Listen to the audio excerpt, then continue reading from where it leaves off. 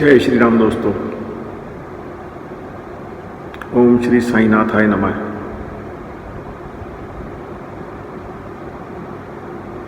जैसा कि मैंने आपको गत बृहस्पतिवार को बताया था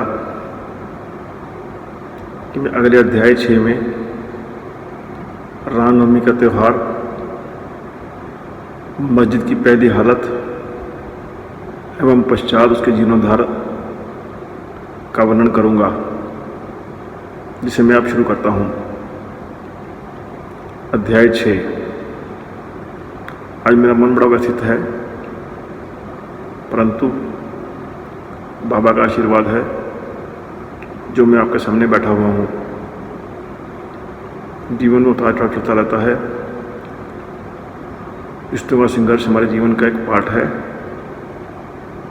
आज संसारिक संघर्ष से परे होकर, उसके बीच से गुजरकर मेरा दिन बीत रहा है, परंतु जैसा कि बाबा का आशीर्वाद है, मैं आपके सामने प्रस्तुत हूँ अध्याय 6 लेकर।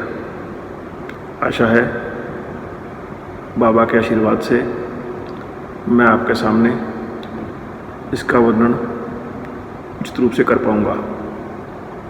अध्याय 6। रामनवमी उत्सव व मस्जिद का जीर्णोद्धार। गुरु के कर स्पर्श की महिमा। रामनवमी उत्सव, उर्स की प्राथमिक अवस्था और रूपांतरण एवं मस्जिद का जीर्णोद्धार। गुरु के कर स्पर्श के गुण। जब सदगुरु ही नाम खवैया हों तो निश्चय ही कुशलता और सरलतापूर्वक इस भवसागर के पार उतार देंगे। सदगुरु शब्द का उच्चारण करते ही मुझे श्री साईं की स्मृति आ रही है। ऐसा प्रतीत होता है मानो वह स्वयं मेरे सामने ही खड़े हैं और मेरे मस्तक पर उंगली लगा रहे हैं। देखो देखो, वे अपने अपने हस्त द्वारा मेरे मस्तक पर रख रहे हैं। अब मेरा हृदय आनंद से भर गया है। मेरे नेत्रों से प्रेम अश्रु बह रहे हैं। सदगुरु का स्पर्श की शक्ति महान आश्चर्यजनक है। लिंग शरीर संसार को भस्म करने वाली अग्नि से भी नष्ट किया जा सकता है, वह केवल सदगुरु के कर स्पर्श से ही पल भर में नष्ट हो जाता है। अनेक जन्मों के समस्त पाप भी निरंतर मन स्थिर हो जाते हैं। श्री बाबा के मनोहर रूप का दर्शन कर कंठ प्रफुल्लता से रुंध हो जाता है।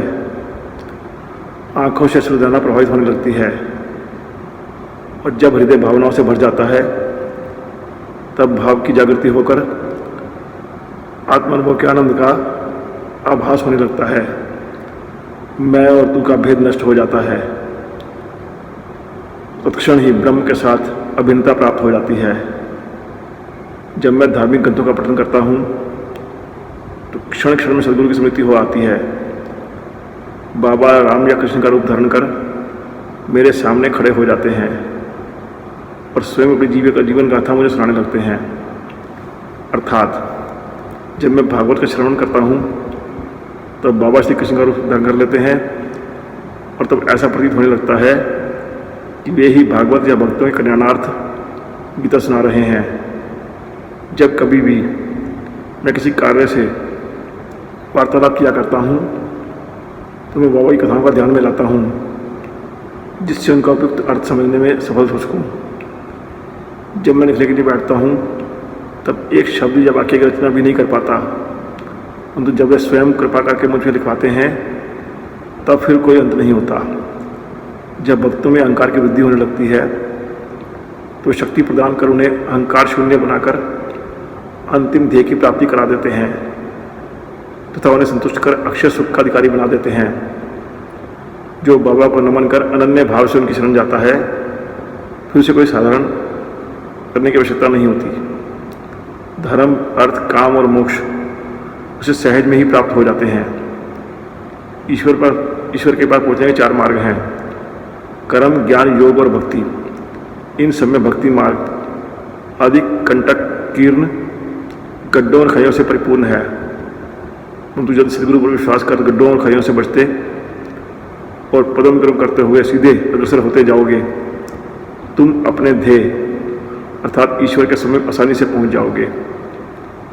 इस साईं बाबा ने निश्चयात्मक स्वर में कहा है, स्वयं ब्रह्मा और उनकी विश्व उत्पत्ति, रक्षण और लय करने आदि की भिन्न भिन्न शक्तियों के पृथक में भी एकत्व है। ऐसे ही ग्रंथकारों ने दर्शाया है। भक्तों के कल्याणार्थ श्री बाबा ने इन वचनों से आश्वासन दिया है, उनको नीचे उद्धृत किया गया है। मेरे भक्तों के घर अन्न तथा वस्त्रों का भी अभाव नहीं होता। यह मेरा विशिष्ट है कि जो भक्त मेरी शरण आ जाते हैं और अंतःकरण में मेरे उपासक हैं, उनके कल्याणार्थ में सदैव चिंतित रहता हूँ। कृष्ण भगवान ने गीता में यही समझाया है, इसलिए भोजन तथा वस्त्र के लिए अधिक चिंता मत करो। यदि कुछ मांगने की अभिलाषा है तो ईश्वर से भिक्षा में मांगो। संसारिक मान में उपाधियाँ त्याग कर इस कृपा तथा अवैधान प्राप्त करो और उन्हीं के द्वारा सम्मानित हो। संसारिक विभूतियों से कुपथगामी मत बनो। अपने इष्ट को दृढ़ता से पकड़े रहो। समस्त इंद्रियों और मन को ईश्वर चिंतन में प्रवृत्त करो। किसी पदार्थ से आकर्षित ना हो। सदैव मेरे स्मरण में मन को लगाओ, ताकि वह देह संपत्ति व ऐश्वर्य की ओर प्रवृत्त ना हो। तब चित्त स्थिर शांत व निर्भय हो जाएगा। इस प्रकार मन की मनस्थिति प्राप्त होना इस बात का प्रतीक है कि वह सुसंगति में है। यदि चित्त की चंचलता नष्ट न हुई तो उसे एकाग्रता नहीं किया जा सकता। बाबा के उद्धृत कर ग्रंथकार शिरडी के रामनवमी उत्सव का वर्णन करता है। शिरडी में मनाए जाने वाले सभी उत्सवों में रामनवमी अधिक धूमधाम से मनाई जाती है। अतएव इस उत्सव का पूर्ण वर्णन, जैसा कि साई लीला पत्रिका के पृष्ठ 197 में प्रकाशित हुआ था, यहाँ संक्षेप में दिया जाता है। कोपर गांव में श्री गोपाल राव गुण नाम के एक इंस्पेक्टर थे। वे बाबा के परम भक्त थे। उनकी 3 स्त्रियां थीं, परंतु एक के भी स्थान ना थी। श्री साईं बाबा की कृपा से उन्हें एक पुत्र रत्न की एक के भी संतान नहीं थी। श्री साईं बाबा की कृपा से उन्हें एक पुत्र रत्न की प्राप्ति हुई। इस हर्ष के उपलक्ष्य में सन 1897 में उन्हें विचार आया, शिरडी में मेला तथा उर्स मनाना चाहिए। उन्होंने यह विचार शिरडी के अन्य भक्त तात्या पाटिल, दादा कोते पाटिल और माधवराव के समक्ष विचारणार्थ प्रकट किया। उन सभी को यह विचार अति रुचिकर प्रतीत हुआ तथा उन्हें बाबा की स्वीकृति और आश्वासन प्राप्त हो गया। उर्स भरने के लिए सरकारी आज्ञा आवश्यक थी, इसलिए एक प्रार्थना पत्र लेकर कलेक्टर के पास भेजा गया, परंतु पटवारी की आपत्ति उठाने के कारण स्वीकृति प्राप्त न हो सकी। परंतु बाबा का आश्वासन प्राप्त हो ही चुका था, अतः पुनः प्रयत्न करने पर स्वीकृति प्राप्त हो गई। बाबा की अनुमति से रामनवमी के दिन उर्स भरना निश्चित हुआ। ऐसा प्रतीत होता है कि कुछ निष्कर्ष ध्यान में रखकर ही उन्होंने आज्ञा दी, अर्थात उर्स व रामनवमी के उत्सवों का एकीकरण कर तथा हिंदू मुस्लिम एकता, जो भविष्य की घटनाओं से ही स्पष्ट है कि यह ध्येय पूर्ण सफल हुआ। प्रथम बाधा तो किस प्रकार हल हुई, अब अद्वितीय कठिनाई जल के अभाव की उपस्थित हुई। शिरडी तो छोटा सा ग्राम था और पूर्व काल से ही वहाँ जल का अभाव बना रहता था। गांव में केवल 2 कुएं थे, जिनमें से एक तो प्राय को सूख जाया करता था और दूसरे को पानी खारा रहता था। बाबा ने उनमें फूल डालकर उसे खारे जल को बिठा कर दिया, लेकिन एक कुएं का जल कितने लोगों को पर्याप्त हो सकता है, इसलिए तात्या पाटिल ने बाहर से जल मंगवाने का प्रारंभ किया। लकड़ी में बांसों की कच्ची दुकानें बनाई गई तक कुश्तियों का भी आयोजन किया गया। गोपाल गांव गुण के एक मित्र दामू अन्ना कसार अहमदनगर में रहते थे। वे भी संतान होने के कारण दुखी थे। श्री साईं बाबा की कृपा से उन्हें भी एक पुत्र की प्राप्ति हुई थी। श्री गुंड ने उनके एक ध्वज देने को कहा। एक ध्वज जागीरदार श्री नाना साहब निमोणकर ने भी दिया। दोनों ध्वज बड़े समारोह के साथ गांव में से निकाले गए और अंत में उन्हें मस्जिद, जिसे बाबा द्वारका माई के नाम से पुकारते थे, उसके कोनों पर फहरा दिया गया। यह कार्यक्रम अभी पूर्व चल ही रहा था, चंदन समारोह। इस मेले में एक अन्य कार्यक्रम का भी श्री गणेश हुआ, जो चंदन उत्सव के नाम से प्रसिद्ध है। इस कोरहल के एक मुस्लिम भक्त श्री अमीर शक्कर दलाल के मस्तिष्क की सूझ थी। प्राय इस प्रकार का उत्सव सिंह मुस्लिम संतों के सम्मान में ही किया जाता है। बहुत सा चंदन घिसकर बहुत सी चंदन धूप थालियाँ भरी जाती है। और लोहवान जलाते हैं और अंत में उन्हें मस्जिद में पहुँचाकर जुलूस समाप्त हो जाता है। थालियों का चंदन और धूप नीम और मस्जिद की दीवारों पर डाल दिया जाता है। इस उत्सव का प्रबंध 3 वर्षों तक श्री अमीर शक्कर ने किया, उसके पश्चात उनकी धर्मपत्नी ने किया। इस प्रकार हिंदू द्वारा ध्वज और मुसलमानों के द्वारा चंदन का जुलूस एक साथ चलने लगा और अभी तक इस तरह चल रहा है। प्रबंध। रामनवमी का दिन श्री साईं बाबा के भक्तों को अत्यंत प्रिय था, पवित्र भी है। कार्य करने के लिए बहुत से स्वयंसेवक तैयार हो जाते हैं। वे मेले के प्रबंध में सक्रिय भाग लेते थे। बाहर के समस्त कार्यों का भार तात्या पाटिल और भीतर के कार्यों को श्री साईं बाबा की एक परम भक्त महिला राधा कृष्ण माई संभालती थी। इस अवसर पर उनका निवास स्थान भतीजे से भरपूर रहता था और उन्हें सब लोगों की आवश्यकताओं का भी ध्यान रखना पड़ता था। साथ ही मेले की समस्त आवश्यक वस्तुओं का प्रबंध करती थी। दूसरा कार्य जो स्वयं खुशी से किया जाता था वह था मस्जिद की सफाई करना, चूना पोतना आदि। मस्जिद की फर्श और दीवारें तब धुनी जलने के कारण काली पड़ जाती थी। जब रात्रि को बाबा चावड़ी में विश्राम करने चले जाते तब वे यह कार्य किया करती थी। समस्त वस्तुएं धुनी सहित बाहर निकालनी पड़ती थी और सफाई व पुताई हो जाने के पश्चात ही वे पूर्ववत सजा दी जाती थी। बाबा का अत्यंत प्रिय कार्य गरीबों को भोजन कराना भी इस कार्यक्रम का एक अंग था। इस कार्य के लिए वृद्ध भोजन का आयोजन किया जाता था और अनेक प्रकार की मिठाइयाँ बनाई जाती थी। यह सब कार्य राधा कृष्णमयी के निवास स्थान पर होता था। बहुत से धनंजय व श्रीमंत भक्त इस कार्य में आर्थिक सहायता पर पहुँचाते थे। उर्स का रामनवमी के त्यौहार में संबंध में सब कार्यक्रम इसी तरह उत्तम प्रकार से चलता रहा और मेले का महत्व बढ़ता ही गया। सन 1911 में परिवर्तन हुआ। एक भक्त कृष्ण राव जोगेश्वर भीष्म श्री साईं स्वगुणोपासना के लेखक अमरावती के दादा साहब खापाडे के साथ मेले के एक दिन पूर्व शिरडी के दीक्षितवाड़े में ठहरे। जब वे दलान में लेटे हुए विश्राम कर रहे थे तब वे उन्हें कल्पना सूझी। इसी समय श्री लक्ष्मण राव उपनाम काका महाजनी पूजन सामग्री लेकर मस्जिद की ओर जा रहे थे। उन दोनों में विचार विनिमय होने लगा और सोचा शिरडी में उर्स व मेला ठीक रामनवमी के दिन ही बढ़ता है। इसमें अवश्य ही कोई गूढ़ रहस्य निश्चित है। रामनवमी का दिन हिंदुओं को बहुत प्रिय है। कितना अच्छा हो यदि रामनवमी उत्सव का भी श्री गणेश कर दिया जाए। काका महाजनी को यह विचार रुचिकर प्रतीत हुआ। अब मुख्य कठिनाई हरिदास से मिलने की थी, जो इस शुभ अवसर पर कीर्तन व ईश्वर गुणगान आदि करते थे। परंतु भीष्म ने इस समस्या को भी हल कर दिया। उन्होंने कहा, मेरा स्वरचित राम आख्यान जिसमें राम जन्म का वर्णन है तैयार हो चुका है। मैं उसका ही कीर्तन करूंगा और तुम हारमोनियम पर साथ करना। राधा कृष्ण माई सुंठवड़ा तैयार कर देंगी। तब वे दोनों शीघ्र ही बाबा की स्वीकृति प्राप्त करने मस्जिद गए। बाबा तो अंतर्यामी थे, उन्हें सब ज्ञान था कि बाड़े में क्या क्या हो रहा है। बाबा के महाजनी के प्रश्न का किया कि वहाँ क्या चल रहा था। इस आकस्मिक प्रश्न से महाजनी घबरा गए और बाबा के शब्दों से पूछा, क्या बात है। भीष्म ने रामनवमी उत्सव मनाने का विचार बाबा के समक्ष प्रस्तुत किया और स्वीकृति देने की प्रार्थना की। बाबा ने भी सहमति दे दी। सभी भक्त हर्षित हुए और राम जन्म उत्सव मनाने की तैयारियां करने लगे। दूसरे दिन रंग बिरंगी झंडियों से मस्जिद सजा दी गई। श्रीमती राधा कृष्ण माई ने एक पालना लाकर बाबा के आसन के समक्ष रख दिया और फिर उत्सव प्रारंभ हो गया। बीच में कीर्तन को खड़े हो गए और महाजनी हारमोनियम उनका साथ देने लगे। तभी बाबा ने महाजनी को बुलावा भेजा। यह महाजनी शंकित थे कि बाबा उत्सव मनाने की आज्ञा देंगे भी या नहीं। और जब वे बाबा के समीप पहुँचे तो बाबा ने उनसे प्रश्न किया, यह सब क्या है, यह पालना क्यों रखा गया है। महाजनी ने बताया कि रामनवमी का कार्यक्रम प्रारंभ हो गया है, इसी कारण यह पालना यहाँ रखा गया है। बाबा ने निम्बर पर 2 हार उठाए। उनमें से एक हार तो उन्होंने काका जी के गले में डाल दिया, दूसरा भीष्म के लिए भेज दिया। अब कीर्तन प्रारंभ हो गया। कीर्तन समाप्त हुआ तब श्री राजा राम की उच्च स्वर से जय जयकार हुई। कीर्तन के स्थान पर गुलालों की वर्षा की गई। जब हर कोई प्रसन्नता से झूम रहा था तभी अचानक एक गरजती हुई ध्वनि उनके कानों पर पड़ी।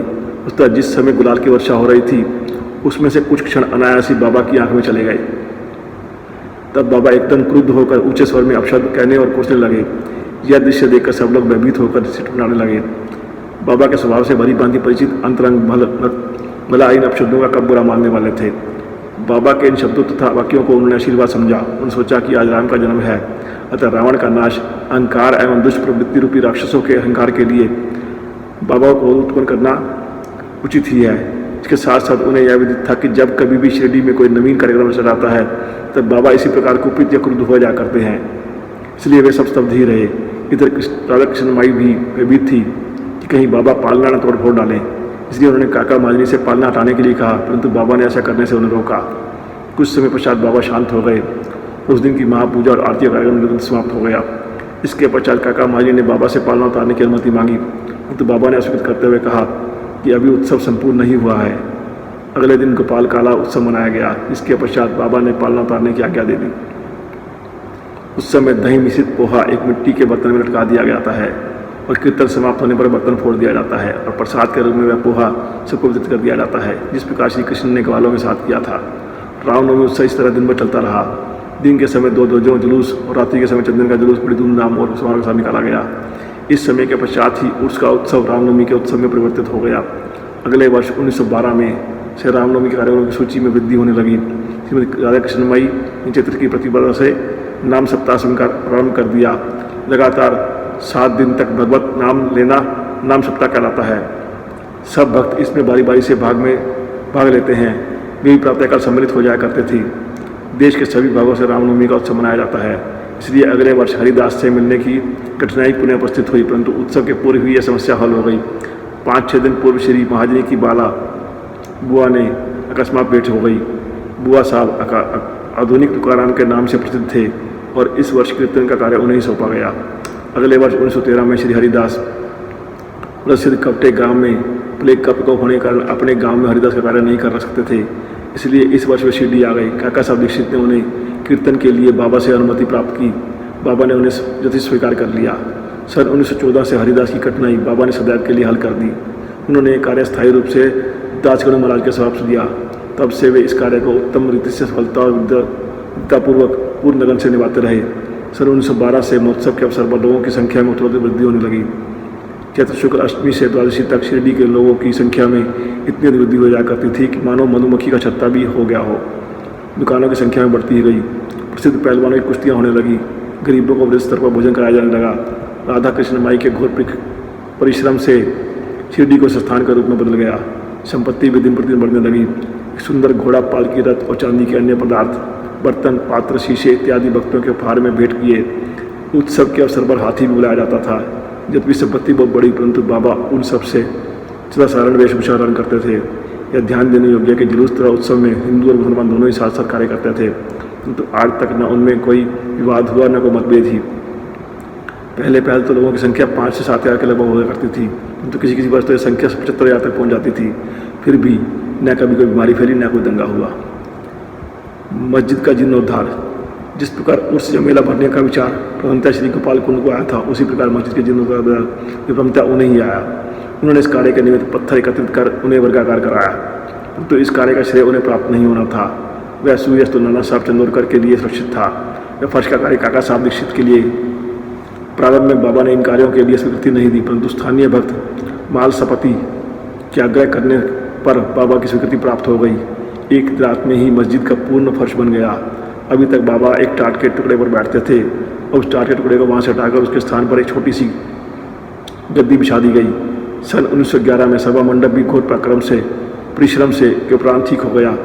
मस्जिद के आंगन बहुत छोटा और असुविधाजनक था। काका साहब दीक्षित आंगन को बढ़कर उसके ऊपर छप्पर लगाना चाहते थे। यथेष्ट द्रव्य राशि व्यय करने पर उन्होंने लोहे के खंभे, बल्लियाँ में कैंचियाँ मोल ली और कार्य भी आरम्भ कर दिया। दिन रात परिश्रम कर भक्तों ने लोहे के खंभे जमीन में गाड़े। जब दूसरे दिन बाबा चावड़ी से लौटे तो उन्होंने उस खंभे को उखाड़ कर फेंक दिया और अति क्रोधित हुए। वे एक हाथ से खंभा पकड़कर उसे उखाड़ने लगे तो दूसरे हाथ से उन्होंने तात्या का साफा उतार लिया और उसमें आग लगा गड्ढे में फेंक दिया। बाबा के नेत्र जलते हुए अंगारे के सदृश पर लाल हो रहे थे। किसी ने भी उनकी ओर आंख उठाकर देखने का साहस नहीं किया। सभी बुरी तरह भयभीत होकर विचलित होने लगे। जब क्या होगा? भागवजी शिंदे कुछ साहस कर आगे बढ़े, पर बाबा ने उन्हें धक्का मारकर पीछे ढकेल दिया। माधवराव की भी वही गति हुई। बाबा उनके ऊपर भी ईंट के ढेले ढकेल फेंकने लगे, तो भी उन्हें शांत करने गया उनकी वही दिशा हुई। कुछ समय के पश्चात क्रोध शांत होने पर बाबा ने एक दुकानदार को बुलाया और एक जरीदार फेटा खरीद कर उनके हाथों से उन्हें तात्या के सर पर बांधने लगे, जैसे उन्हें विशेष सम्मान दिया गया हो। यह विचित्र व्यवहार देखकर भक्तों को आश्चर्य हुआ। वे समझ नहीं पा रहे थे कि किस अज्ञात कारण से बाबा इतने क्रोधित हुए। उन्हें तात्या को क्यों पीटा, तत्क्षण उनका क्रोध क्यों शांत हो गया। बाबा कभी कभी अति गंभीर और शांत मुद्रा में रहते थे और बड़े प्रेम पूर्वक वार्तालाप किया करते थे, परंतु अनायास ही बिना किसी गोचर कारण के क्रोधित हो जाया करते थे। ऐसी ये घटनाएं देखने में मिली हैं, परंतु मैं इसका निर्णय नहीं कर सकता उनमें से कौन सी लिखूं और कौन सी छोड़ूं। अतः जिस क्रम से वे याद आती जाएंगी उसी प्रकार उनका वर्णन करता रहूँगा। अगले अध्याय में बाबा यवन है या हिंदू, इसका विवेचन किया जाएगा और उनके योग, साधन, शक्ति और अन्य विषयों पर विचार किया जाएगा। दोस्तों, आशा करता हूँ आप बड़े ध्यान से मग्न होकर ये सब सुनेंगे, सद्भावना से, और ये ध्यान नहीं देंगे कि इसका वर्णन मैंने किस प्रकार किया है, क्योंकि वर्णन करने वाला मैं कुछ नहीं होता। ये सब साधन बाबा ने मुझे दिए हैं और मैं आपके समक्ष प्रस्तुत हूँ। आज मेरा मन बड़ा व्यथित था और मैं इस वर्णन करने की क्षमता में नहीं था, परंतु अचानक झटके से मुझे ऐसा प्रतीत हुआ जैसे बाबा मुझे उठा रहे हैं और बोल रहे हैं, बेटा उद्विग्न मत हो, अपना कार्य करो। संसार के सब कार्य निश्चित समय पर होने चाहिए, तुम्हें भी अपना संकल्प पूरा करना चाहिए। उठो और करो, मैं तुम्हारे साथ हूँ, मैं बोलूँगा, तुम सिर्फ माध्यम मात्र हो। उनकी इस प्रेरणा से खड़ा होकर मैं आपके सामने प्रस्तुत हूँ और आज का अध्याय आपके सामने समाप्त किया। आशा है आप कोई त्रुटि मुझसे हुई होगी तो आप मुझे क्षमा करेंगे। धन्यवाद दोस्तों।